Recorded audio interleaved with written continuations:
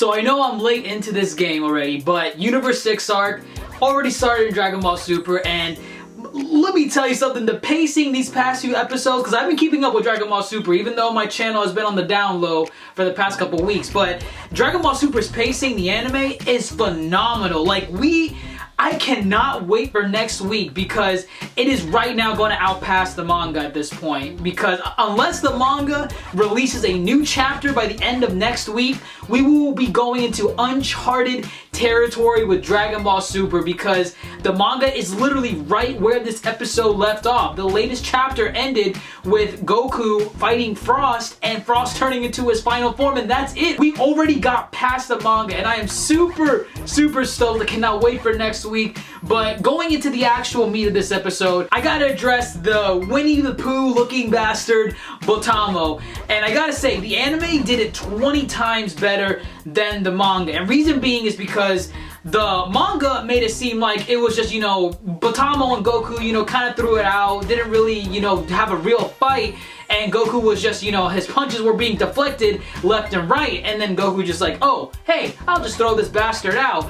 Still the same concept in this episode, but I think it was dragged out enough and had little filler elements in it that made it seem like it was a fight that was actually worth watching a little bit, because Botamo's powers are pretty cool. Apparently he can deflect any punch or blow Goku gives to him, including his Kamehameha wave, and it makes you wonder, would that still have the same effect if Goku, say, turned Super Saiyan, or Super Saiyan 3, Super Saiyan Blue, whatever. I'm wondering if he would have been able to withstand those kind of blows from Goku, but again, in all honesty, the fight as a whole, even though the anime did it better, this fight as a whole with the first contestant from Universe 6 was an overall letdown, because these are the new fighters, the new contestants that are supposed to bring something new to the table in Dragon Ball Z's world, or in this case, Dragon Ball Super.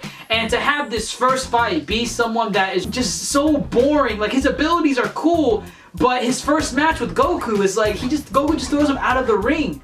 No effort at all. So, maybe this guy has a bit more in store, maybe we'll see more of him later, but it's just, oh man, not a good way to start off this arc. But then we get into possibly the most interesting part of this entire episode, the battle between Frost and Goku. Frost being Universe 6's version of Frieza. And even though this version of Frieza is a good guy, I really like how they still use the same voice actor to voice this version of Frieza, which is Frost. So I thought they were gonna probably maybe get a different voice actor, since it's obviously a different character. It's not Frieza, it's Frost. He's the exact opposite of Frieza, but they use the same voice actor, so I thought that was still pretty interesting. And the fight itself started off pretty interesting too. Frost going in, using his own weight to his advantage, and they actually have an explanation for it, because from the very beginning, we've always known that Goku is taller than Frieza.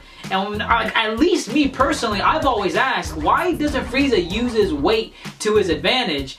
And it seems that Frost is doing that pretty much to the letter in the first couple seconds of the fight, just grabbing Goku with his feet, twirling him, being agile as shit. That was pretty freaking awesome. But then when Frost turns into his final form, I really did like how Toei or Akira, whoever it was that wrote this little snippet of Dragon Ball Super, I'm really glad that they remembered that Goku never saw this form of Frieza. Because if you remember all the way back to Dragon Ball Z, Frieza as a character, to Goku at least, is him in his final form. Any of the other forms of Frieza, except maybe the first one from Resurrection F, Goku has no idea about all these other forms. He doesn't know about Form 2 and Form 3. And knowing how Toriyama is extremely forgetful when it comes to the lore and certain rules that he's established within the Dragon Ball Z and Super universe, I'm really glad that he at least remembered that Goku never saw his third form. So when Goku saw this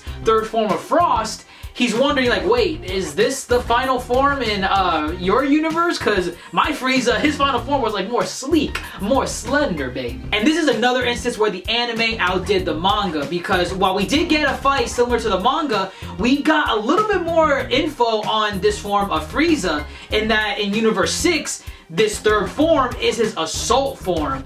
And it was pretty interesting to hear that, because I'm wondering if that was the same thing that applied to Frieza from Universe 7. I'm wondering if Frieza had any particular class types to each of his forms, like his third form being Assault, maybe his second form being like Tank or Defense, and then his final form just being like Unbridled Strength. And it was cool to hear that Frost actually uses this form to basically keep peace in the universe, because apparently the entire universe in Universe 6 is like war-torn. Like there's just wars everywhere, left and right, which may have well been the reason why the humans are kind of extinct in Universe 6. But then towards the end of the episode, we got a big ass elephant in the room, and it was Goku turning Super Saiyan, like regular Super Saiyan. And up until this point, the fandom has just been like overall confused, and they were just left to assume that Goku no longer would use the old Super Saiyan forms, because I mean, why use them if he has Super Saiyan God, Super Saiyan, or Super Saiyan Blue, however you want to call it? Like there's no point in using them. And some even speculated to believe that he just could no longer do it. Like it wasn't that they were obsolete forms, he just can no longer turn into those forms. Whenever he turns into a Super Saiyan naturally, he just automatically goes into Super Saiyan Blue. That's what a lot of people were assuming, but according to this episode, he can easily access his original Super Saiyan form. So that will lead us to believe that he could also access Super Saiyan 1, 2, and 3, which doesn't really disappoint me in the slightest. I mean, even though I love Super Saiyan Blue, and I kind of want to see more of those fights and see the overall power in that form, I still kind of wanted to see old school Super Saiyan 2, Super Saiyan 3. Like those are just childhood memories that I just want to see Goku turn into, and just like lay the ground down or lay the floor with anyone that just gets in his way. But yeah, so he could turn Super Saiyan, and he was pretty much beating the shit out of Frost, even in his final form. Frost was just pretty much taking the beating, and Goku was just fucking being cocky as shit, which led to that complete 180. I did not see that coming. Frost doing some kind of like hit on Goku's like palm or something, and Goku got dizzy and ended up falling out of the ring. I have no idea what it was. The most similar thing I could attribute that to is when, like in Naruto, when Neji uses his Byakugan and does like the gentle fist and air palm stuff to disrupt the flow of chakra in someone's body, causing them to be disoriented, kind of throw up blood, and possibly pass out.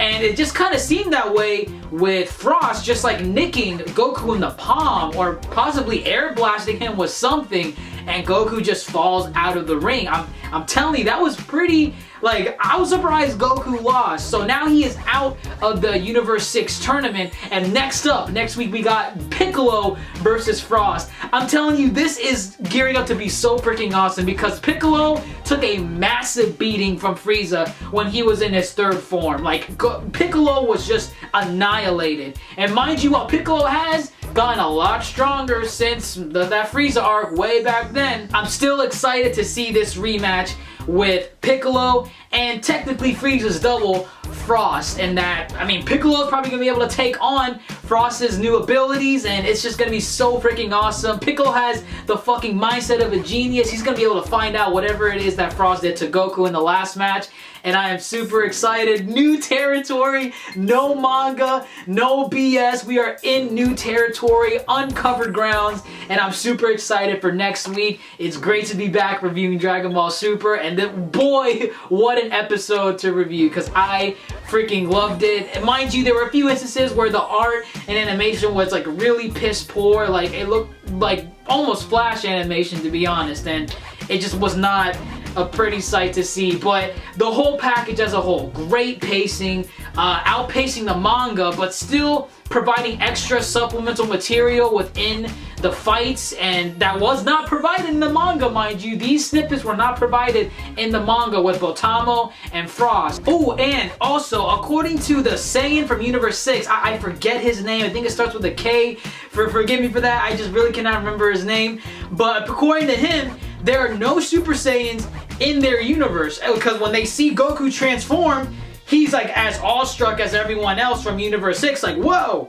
blonde hair, Saiyan, what the hell is that? So I'm wondering if there are no Super Saiyans in Universe 6 because maybe they can't access that power. No one has ever gotten to that level of strength, which is going to be hella disappointing because that means they're weak as shit and they won't be able to fight against the other players from Universe 7, our universe. Or if they have their own set of transformations. So maybe their Super Saiyan isn't blonde, maybe their Super Saiyan is like red hair or purple hair, like rainbow colored.